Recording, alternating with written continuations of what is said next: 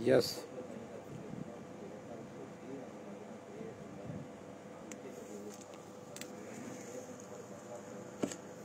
शायद मैं लाइव हो पाया हूँ। जैसा कि कुमार गौरव जी ने लिखा है, वेलकम सर जी। जी हाँ, बहुत बहुत धन्यवाद।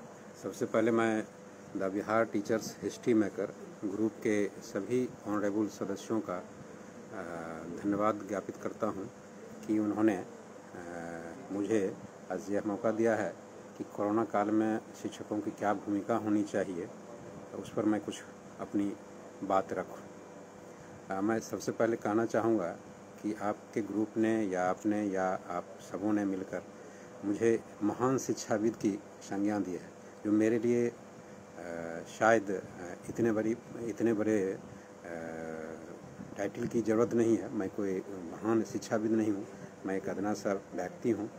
शिक्षार्थी अगर कहते हैं तो ज़्यादा बेहतर होगा, और लर्नर के रूप में ही मैं काम करता हूँ।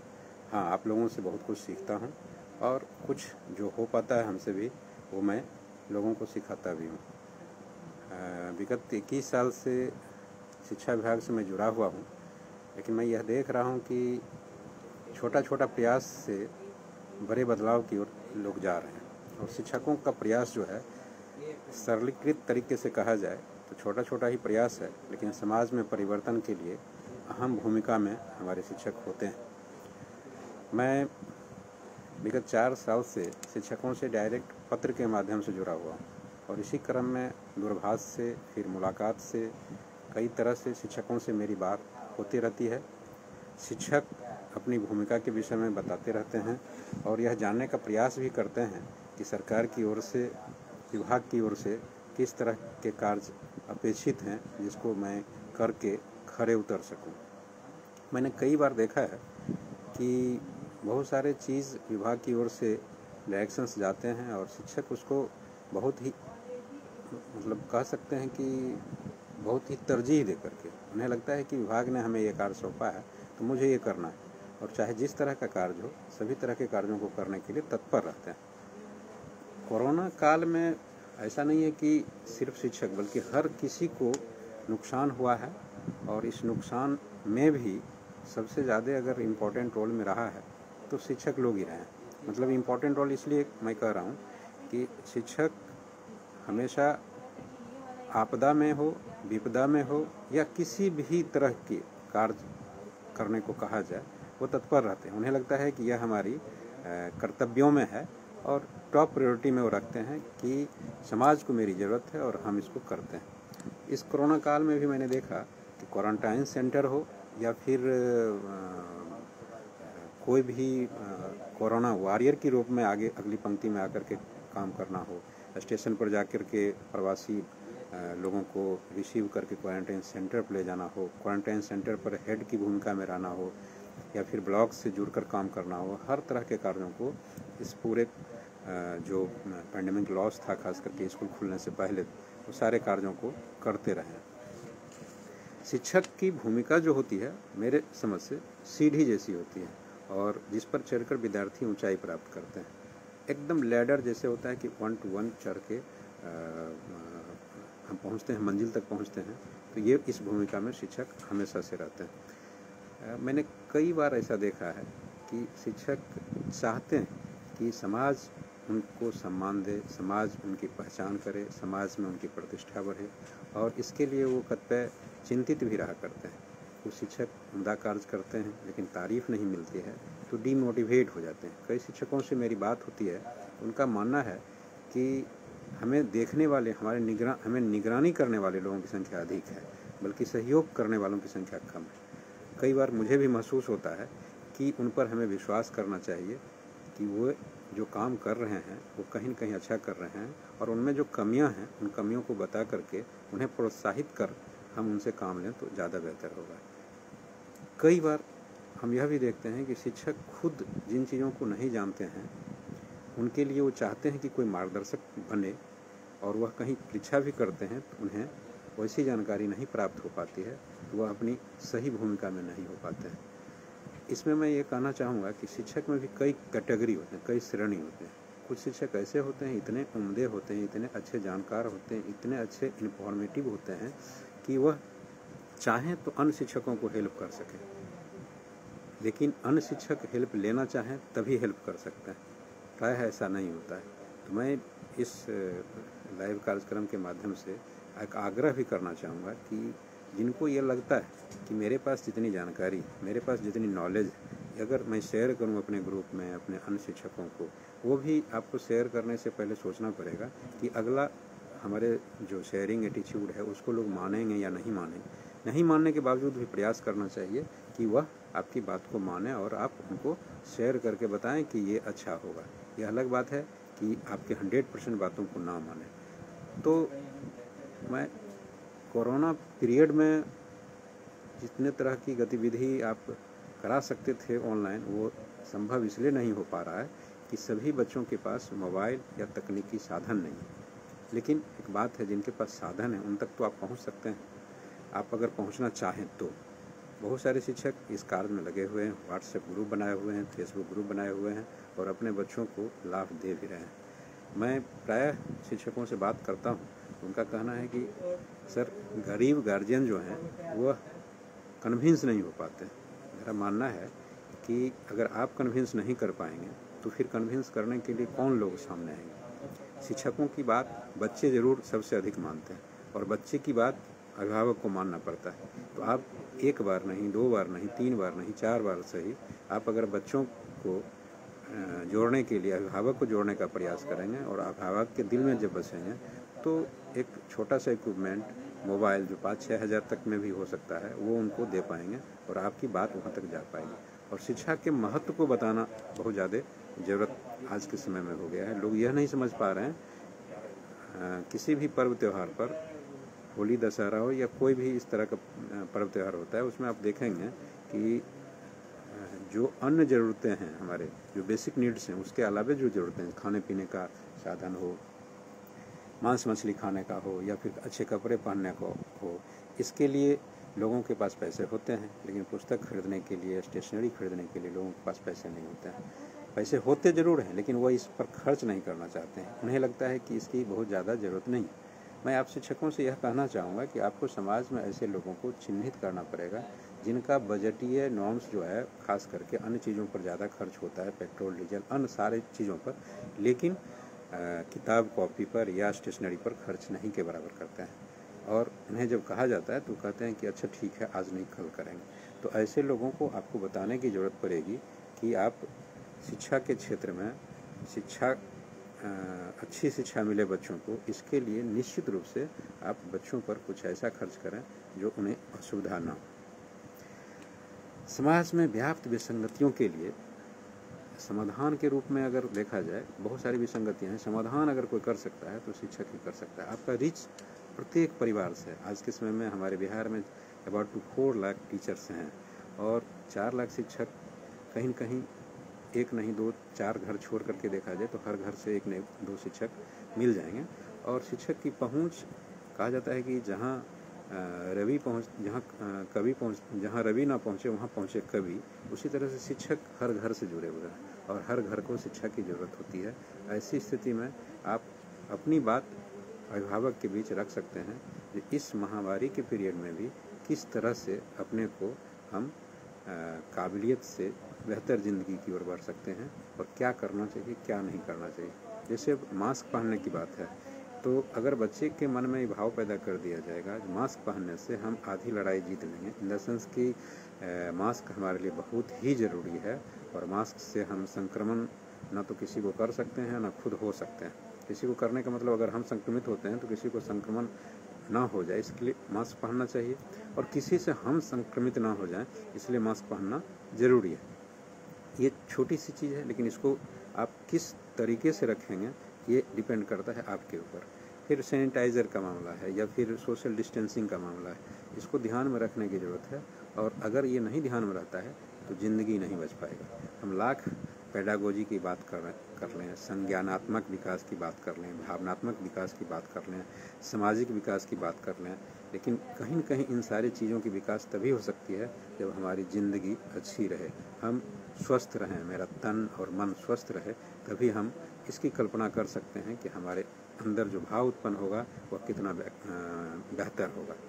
तो मैं कहना चाहूँगा कि अभी चूँकि विद्यालय खुले हुए नहीं हैं बच्चों के लिए, लेकिन शिक्षकों के लिए खुले हुए हैं, तो एक कार्य योजना आपको बनानी चाहिए विद्यालयों में रहते हुए कि हम जिस पोषक क्षेत्र में हैं उस पोषक क्षेत्र में किस तरह से अभिभावकों के बीच अपनी पैठ बनाएं और अभिभावक को किस तरह से मदद कर सकते हैं, बच्चों को किस तरह से मदद कर सकते हैं।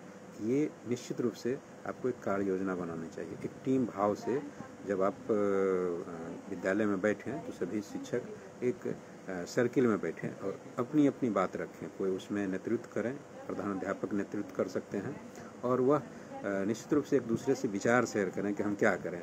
जितने बच्चे हैं सभी का मोबाइल नंबर का लिस्टिंग कर लिया जाए, क्लास वाइज हो या उम्र वाइज हो, सभी शिक्षकों के बीच उत्तरदायित्व का बंटवारा हो जाना चाहिए कि हम जब विद्यालय आते ही हैं और पूरी अवधि रहते हैं तो क्यों नहीं हम बच्चों के रीच में हों और व्हाट्सएप ग्रुप बना करके या फिर कॉल करके, या कि जिसको मोबाइल नहीं है उसके बगल में अगर किसी को मोबाइल है तो उसके थ्रू सोशल डिस्टेंसिंग मेंटेन कराते हुए उसके घर पर ही कोई आयोजन, मतलब व्हाट्सएप से 2 बच्चे 3 बच्चे एक जगह रह के पढ़ सकते हैं। सैकड़ों बच्चों का एक जगह जमा होना तो कहीं से उचित नहीं है, लेकिन 2-4 बच्चे एक जगह सोशल डिस्टेंसिंग बना करके एक मोबाइल से ग्रुप में पढ़ रहे होते हैं और आप अगर लाइव होते हैं या फिर व्हाट्सएप ग्रुप से पढ़ा रहे होते हैं तो कहीं न कहीं एक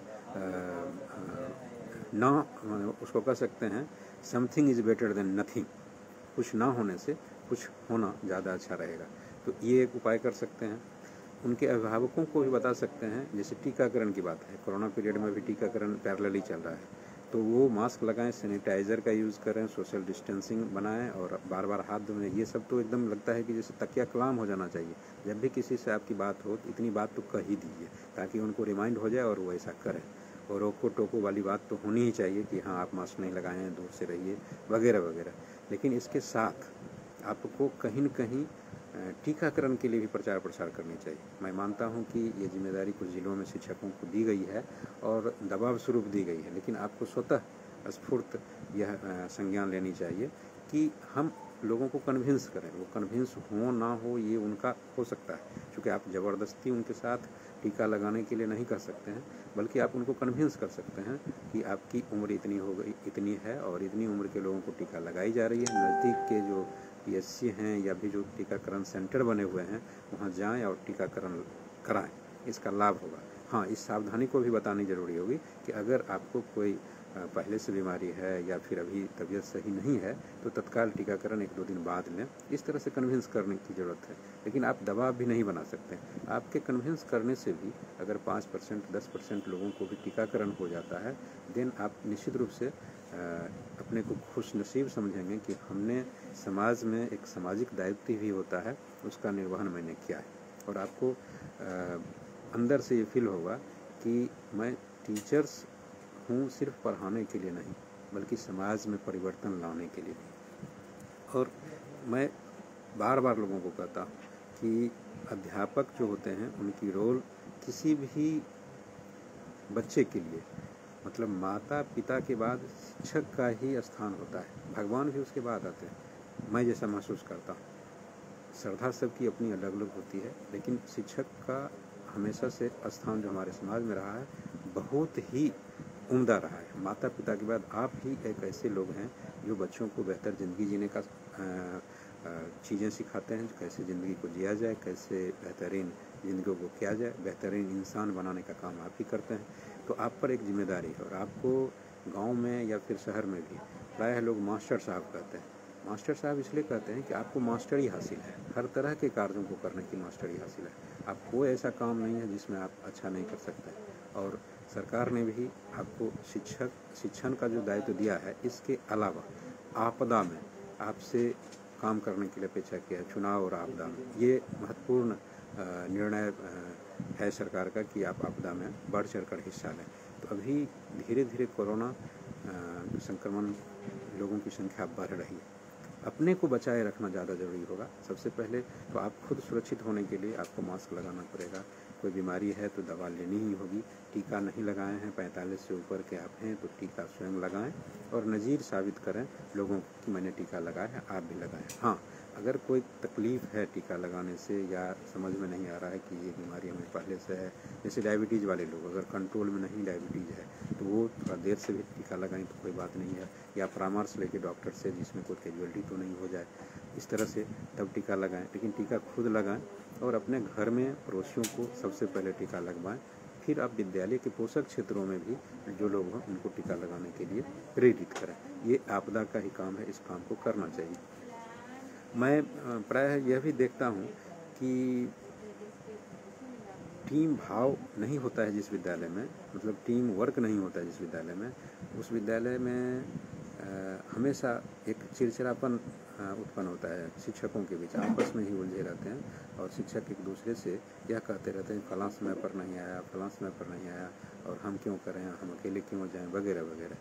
तो विद्यालय परिवार का मतलब होता है विद्यालय शिक्षा समिति के सभी सदस्य, विद्यालय के प्रधानाध्यापक, विद्यालय के सभी शिक्षक, विद्यालय के सभी बच्चे, और इस सभी लोगों में एक टीम भाव नहीं रहेगा तो कठिनाई होगी। इसलिए अभी पैंडेमिक एक ऐसा समय आ गया है कि सभी लोग उपस्थित होइए, समय से होइए और सब अपने दायित्व का निर्वहन कीजिए। आप देखिएगा कि जब जैसे कोई लोग पढ़ रहे होते हैं और कोई लोग काम कर रहे होते हैं तो ये एक सुखदायक स्थिति है। लेकिन अगर कोई लोग फ़ोन पर बात कर रहे होते हैं, ऐसे बैठे हैं, ऊँघ रहे होते हैं और दूसरे आदमी कोई काम कर रहे होते हैं तो उनके मन में एक भाव होता है कि अरे वो तो सिर्फ फ़ोन पर बात कर रहा है, आया है, समय काट के चला जाएगा, मैं काम क्यों करूँ।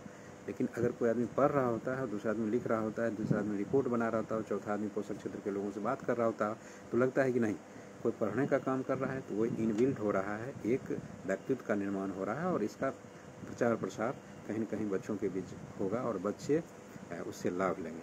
तो दूसरा आदमी मतलब उनके प्रति ईर्ष्या का भाव नहीं रखता है। तो विद्यालय एक ऐसा जगह है जिसमें पठन पाठन तो होना ही चाहिए और हर रोज़ होना चाहिए। अगर पैंडेमिक में बच्चों के लिए विद्यालय बंद है तो शिक्षक लाइब्रेरी की पुस्तकों को लेकर पढ़ें। आप इस कोरोना पीरियड में अपने विद्यालय की जो सामग्रियां हैं, जो पाठ्य सामग्रियां हैं या अन्य सामग्रियां, उसको व्यवस्थित कर सकते हैं। कुछ साफ़ सफाई का काम करा सकते हैं, जैसे आपके यहाँ कंप्यूटर है उसको सीख सकते हैं, इंग्लिश स्पीकिंग का कोर्स है तो अपने एक दूसरे से बात करके इंग्लिश स्पीकिंग का कोर्स ले सकते हैं, या एक दूसरे जिनको इंग्लिश आती है वो दूसरे को इंग्लिश सिखा सकते हैं। जिनकी हिंदी ग्रामर अच्छी है वो हिंदी के जो ग्रामेटिकल पोर्शंस हैं उसको एक दूसरे से शेयर कर सकते हैं। डिक्शनरी को उलट के पुलट के देखिएगा तो बहुत सारे कठिन शब्द होंगे जिससे पहली बार आप रूबरू हो रहे होंगे। इससे आप एक लिस्टिंग कर सकते हैं, ये बार बार ये ऐसे शब्दों का उपयोग हम करते हैं तो उसको हम लिस्ट कर सकते हैं। मैप देखना, ग्लोब देखना, एक दूसरे से ही सीख सकते हैं। जिससे ईयर लर्निंग होता है बच्चों में, उसी तरह से ईयर लर्निंग टीचर में भी होनी चाहिए और इसे करना आवश्यक है। फिर जितने भी पुस्तक हैं, चाहे बच्चों की पुस्तक हों या बड़ों की पुस्तक हों, जो लाइब्रेरी की पुस्तक हो उसको इनलिस्ट कीजिए और सही तरीके से उसको रखिए कहाँ पर है। उसमें जो धूल हैं उसको हटाइए, जो TLM है उसको कक्षावार हो सके, विषयवार हो सके उसको रखने का इंतज़ाम कीजिए। इस समय भी समय लगता है और जब बच्चे होते हैं तो शायद बिखर जाता है, लेकिन अभी बच्चे नहीं तो उसको सिलसिलेवार ढंग से रखिए। एक जिम्मेवारी भी दीजिए, इस पर धूल जमा होगा तो इसके लिए जिम्मेवार ये होंगे, ये उसको धूल झड़वा लेंगे, इस TLM को बनाने का काम ये करेंगे। जैसे अभी गैप है तो TLM निर्माण का कार्य कर सकते हैं। TLM जो है उसको सही तरीके से सिस्टमेटिक तरीके से रख सकते हैं। जैसे कई बार ऐसा होता है कि हमें समय नहीं मिलता है और अलमारी का ताला चाबी ख़राब हो गया है तो उसको ठीक करा सकते हैं। जो रजिस्टर्स वगैरह पुराना है उसको सिलसिलेवार ढंग से वर्षवार आप रख सकते हैं। फिर जैसे टेबल के नीचे बहुत सारे कागजात बिखरे रहते हैं टेबल पर, वो सब को सिस्टमेटिक ढंग से आप रख सकते हैं। पुराना जो कॉपी वगैरह है मूल्यांकन का है या किताबें हैं उसको सिस्टमेटिक ढंग से रख सकते हैं। तो एक सिस्टम में चीज़ें आ जाएगी और कल को जब आप ढूंढिएगा तो आपको पता होगा कि ये फलां बुक फलां जगह है। आप देखेंगे कि बच्चे जब कोई चीज़ कहते हैं उठा के रख दो तो वो अपने हिसाब से रखते हैं, उनको ये समझ नहीं होता है कि कौन चीज़ें कहाँ से ली गई और कहाँ रखी गई। हम अभी यूपी के कुछ शिक्षकों को देखा था कि उन्होंने रजिस्टर को बहुत ही एट्रैक्टिव बनाया। रजिस्टर जो था उसके ऊपर मैं बहुत सारा डिजाइन करके, और ये शिक्षक पुस्तिका है, ये बाल संसद की पुस्तिका है, या इस तरह से वो बनाया। कुछ इस तरह के काम भी कर सकते हैं। कुछ ऐसे भी आप चार्ट पेपर बना सकते हैं जो आपके अध्याय से, विषय से जुड़ा हुआ हो, उसको आप दीवार पर चिपका के रख सकते हैं। और ये सब एक तैयारी साथ साथ करते रहना होगा। और इससे क्या होगा कि आप अपना जो अध्ययन अध्यापन का कार्य है उसमें कहीं कटौती नहीं कर पाएंगे, और आपका मन लगा रहेगा। और एक बार जब विद्यालय खुलेंगे तो आपके लिए बच्चों को पढ़ाना आसान होगा। मैं इस ग्रुप से कहना चाहूँगा कि the Bihar teachers history maker group ने भी लगभग 10,000-12,000 शिक्षकों का एक ग्रुप है, और एक बड़ा ग्रुप है। इस ग्रुप में मैंने ये देखा है कि खास करके सेकेंडरी स्कूल के बच्चों के लिए इन लोगों ने कुछ काम किया था। शुरुआती दौर में अच्छा काम किया था। और सेकेंडरी स्कूल में 9, 10, 11, 12 के बच्चों के लिए ज़्यादा शिक्षक की संख्या नहीं है, लेकिन सेकेंडरी स्कूल के शिक्षक ग्रुप से जो जुड़े हुए हैं वही काम करते हैं। जो पुराने शिक्षक हैं वो पता नहीं अपनी परंपरागत तरीके से ही अभी भी शिक्षण शैली रखे हैं, जिस वजह से बहुत फ्रूटफुल रिजल्ट नहीं होता है। जैसे परंपरागत तरीके का मतलब मेरा कहना है, इतिहास पढ़ा रहे होते हैं तो इतिहास पढ़ाने के क्रम में अगर मैप नहीं दिखा रहे हैं तो ये हम परंपरागत तरीके से ही पेडागोजी कर सकते हैं। जो फ्रांस की क्रांति पढ़ा दिए, अमेरिका की क्रांति पढ़ा दिए, लेकिन सिर्फ खड़े होकर पढ़ा दिए तो बच्चे के मन में तो फ्रांस और अमेरिका की बात आ गई, लेकिन where is America and where is France, और डिफरेंस हम कैसे करेंगे, यूरोप और अमेरिका का अलग अलग महादेश का ये है, ये नहीं दिखा पाए। तो ये परंपरागत तरीका होता है। और ऐसे परंपरागत तरीके को पढ़ाने वाले जो शिक्षक होते हैं वो शायद मोबाइल से भी कम जुड़े होते हैं, मेरा ऐसा मानना है। हो सकता है कि बहुत सारे शिक्षक जुड़े हुए हैं, मुझे सूचना ना हो, लेकिन मोबाइल से कम जुड़े होते हैं।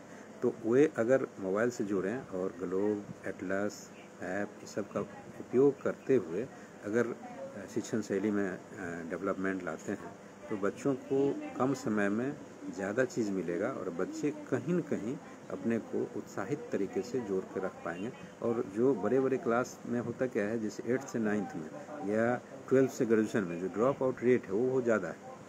हायर एजुकेशन में हमारा जो GER है वो 13% है बिहार का, और नेशनल लेवल पर 25% है। तो आप उसको कैसे अचीव करेंगे इस विषय में भी सोच सकते हैं। अपने पढ़ाने की शैली में परिवर्तन ला सकते हैं। तो कैसे हम पढ़ाएं कि बच्चे ड्रॉप आउट तो नहीं ही हो और उनका रिजल्ट भी अच्छा हो।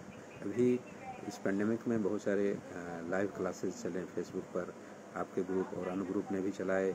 सरकार की ओर से मेरा दूरदर्शन मेरा विद्यालय भी एक कार्यक्रम था, और बहुत सारे अन्य ग्रुप भी जो सरकार से इतर हैं, NGOs भी अपना प्रयास किया। चूँकि ये सब चीज़ देखने वाले बहुत सारे लोग थे, हमारे जैसे अभिभावक भी थे, आप जैसे शिक्षक भी थे, किस ग्रुप पर या कहाँ पर, किस प्लेटफॉर्म पर कौन लोग पढ़ा रहे हैं। तो पढ़ाने वाले भी थोड़ा सा कहीं न कहीं संशंकित थे कि मुझे जो देखा जा रहा है तो मैं कहाँ त्रुटि कर रहा हूँ, कहाँ मुझसे त्रुटि हो जाएगी, इस चीज़ का ध्यान रख रहे थे। तो ये चीज़ जब लाइव चल रहा होता है तब लोग ध्यान रखते हैं, जब लाइव नहीं चल रहा होता है तब इस बात का ध्यान नहीं रखते हैं। उन्हें लगता है कि बच्चा ही देख रहा है, बाकी तो कोई देख नहीं रहा। लेकिन सच बात है कि बच्चा हमारे विद्यालय में जो होते हैं बच्चे, वो पत्रकार होते हैं। सो मोटे पत्रकार मैं इसलिए कहूँगा कि जो चीज़ आप करते हैं विद्यालय में वह घर जा कर के अपने माता पिता, पड़ोसी, भाई बहन सबसे शेयर करते हैं। और आप अच्छा कर रहे हैं नहीं कर रहे हैं, बच्चे को जानकारी नहीं भी रहती है तो वह कहीं न कहीं आपकी जानकारी को इस तरह से प्लेस करते हैं कि आपने जो बताया है वो कितना सही है कितना गलत है। आप अगर जो भी बताए हैं वो अगर ग्राह्य भी होता है तो अपने गार्जियन के पास बोलते हैं, तब उनके गार्जियन समझ में, अगर उनके गार्जियन पढ़े लिखे होते हैं तो उन्हें समझ में ये आता है कि अच्छा इसका मतलब इस लड़के को ये बता दिया गया जो सही नहीं है। तो जानकारी उन तक पहुँचती है कि हमारे शिक्षक ये जो जानकारी दे रहे हैं वो सही नहीं दे रहे हैं। और अगर कोई उम्दा जानकारी आपने दिया है तो वाहवाही भी कहते हैं, अरे कौन शिक्षक आपको पढ़ा है, फलां शिक्षक पढ़ा है, अच्छा मैं उनसे मिलूंगा, उनसे बात करूंगा, बहुत अच्छा पढ़ा है, तुम्हारा तो एकदम फंडा क्लियर है, मतलब कंसेप्ट क्लियर है। तो कुल मिलाकर तथ्य बटोरने से ज़्यादा अच्छा है कि बच्चों में क्रिएटिविटी लाने के लिए कंसेप्ट को बताना। कंसेप्ट जब आप बता देंगे तो उस पर तथ्य तो वो ले ही लेगा, याद ही कर लेगा, और उस पर कई चीज़ें उस बेस पर आगे बढ़ के बनाएगा। और आप हमेशा समझिए कि बच्चे जब कंसेप्ट एक बार समझ जाते हैं तो फिर भूलते नहीं। आप एक फार्मूला पर बता दीजिएगा कि इस फार्मूला पर इस तरह का बनेगा, और अगर ट्विस्ट भी कर दीजिएगा और वो कंसेप्ट समझ गया कि इस फार्मूला का निर्माण कैसे हुआ है, तो निश्चित रूप से बच्चा उस फार्मूला बेस्ड आंसर करने में भी वह अपने कंसेप्ट को जोड़कर और उस ट्विस्ट किए हुए प्रश्नों को समझकर और उस फार्मूला के द्वारा निश्चित रूप से परिणाम तक पहुंचेगा। तो हमें ब्लैक बोर्ड का यूज़ करना चाहिए। अभी जैसे नहीं भी क्लासेस चल रहा है तो शिक्षक आपस में क्लास ले सकते हैं। जैसे कोई संस्कृत के शिक्षक हैं और वह संस्कृत अच्छा पढ़ाते हैं, तो बाकी शिक्षकों को संस्कृत का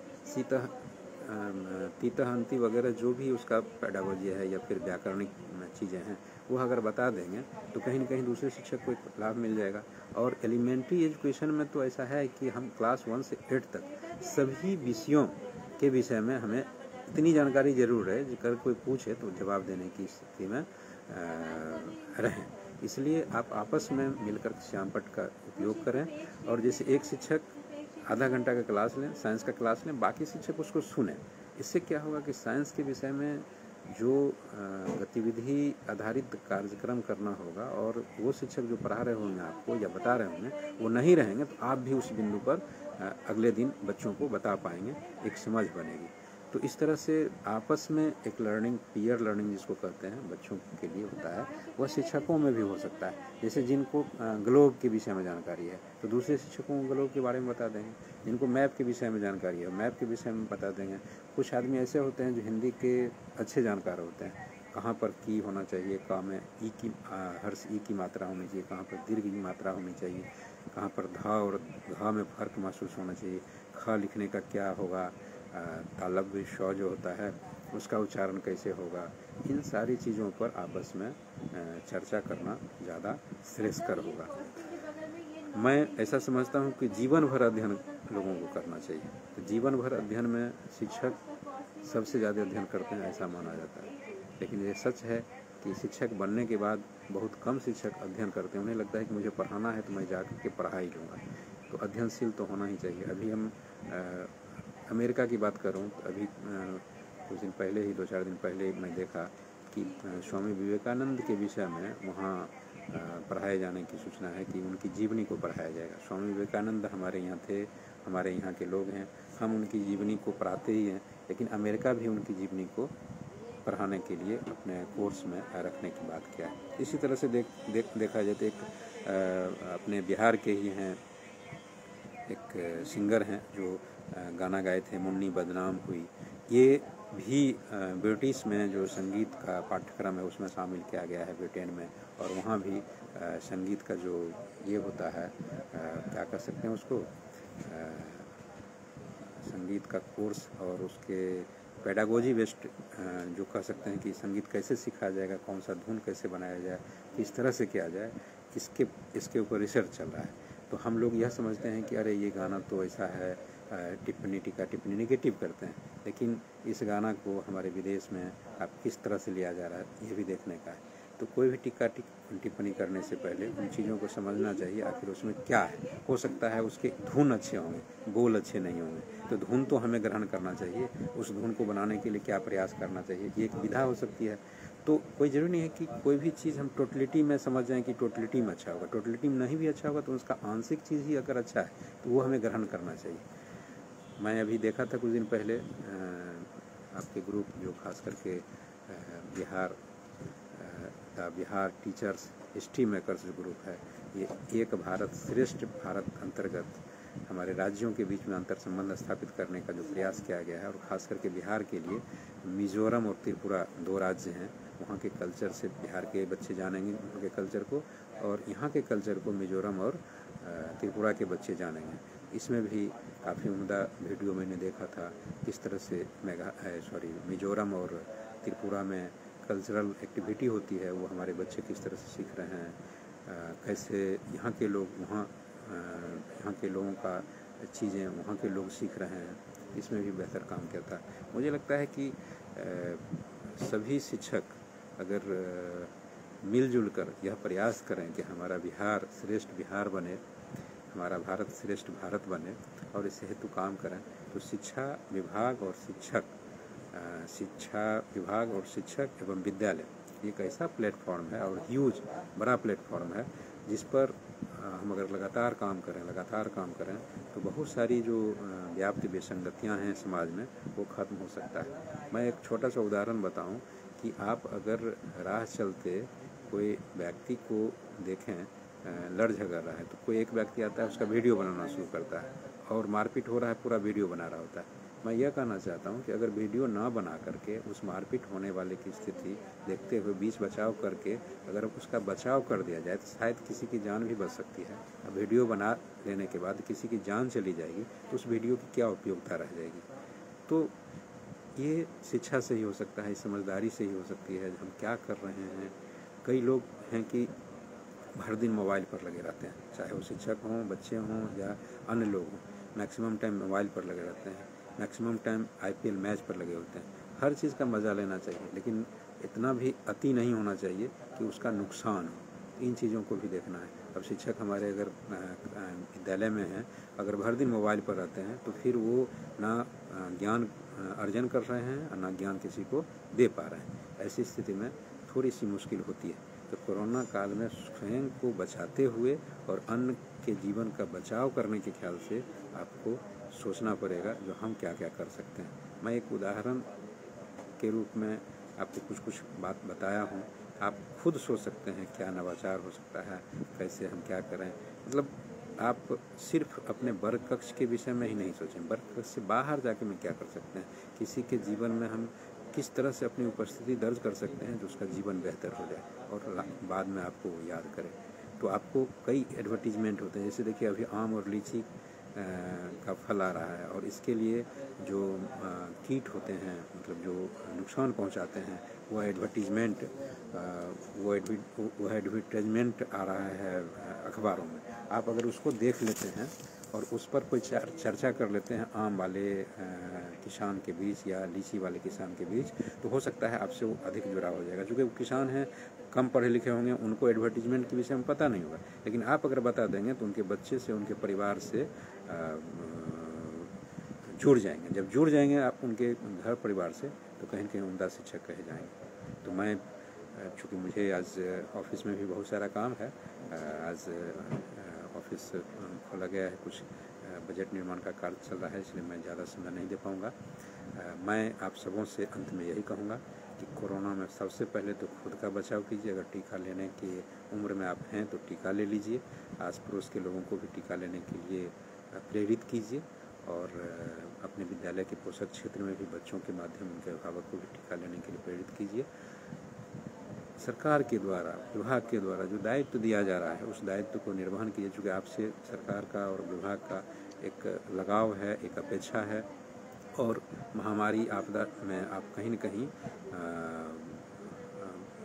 उनको मदद कर रहे हैं और आप पर गर्व भी है। मुझे तो गर्व है ही। शिक्षक माता पिता के बाद जो स्थान पाते हैं वो अपने आप में बहुत बड़ा स्थान है, वो दूसरा नहीं पाता है। मैं भी अपने बच्चों के लिए माता पिता के बाद जो उनके शिक्षक होते हैं उनको ही कहता हूँ कि आप उन्हें मानें। भगवान तो हैं ही, आप भगवान से कम नहीं हैं। तो मैं अपनी बात को यहीं पर विराम देते हुए कहना चाहूँगा कि इस पैंडेमिक में भी आप अपने को सकारात्मक सोच के साथ जो पॉजिटिवनेस आप में है उससे अन्य को भी प्रेरित कीजिए। और आप तक अगर अच्छी जानकारी, अच्छा ज्ञान है और आप ही तक सीमित रह जाता है तो वह ज्ञान, वह अच्छी जानकारी जो है वो बेकार है यदि आप किसी 2-4 लोगों को अपना ज्ञान से, अपने जानकारी से अवगत नहीं कराए। और मैं यह काम करता हूँ, प्रत्येक दिन लिखता हूँ, आपके बीच रहता हूँ और लिखने की शैली आप भी डेवलप कीजिए। आप भी कुछ ज़रूर लिखिए, कोई ज़रूरी नहीं है कि आप दिनचर्या लिखिए, कुछ भी लिखिए, लेकिन लिख करके रखिए, रखते जाइए। और अध्ययन अध्यापन में कम से कम 2-2.5 घंटा 3 घंटा शिक्षक प्रत्येक दिन दें। इन्हीं बातों के साथ मैं अपनी बात को समाप्त करता हूँ। बहुत बहुत धन्यवाद। बाय।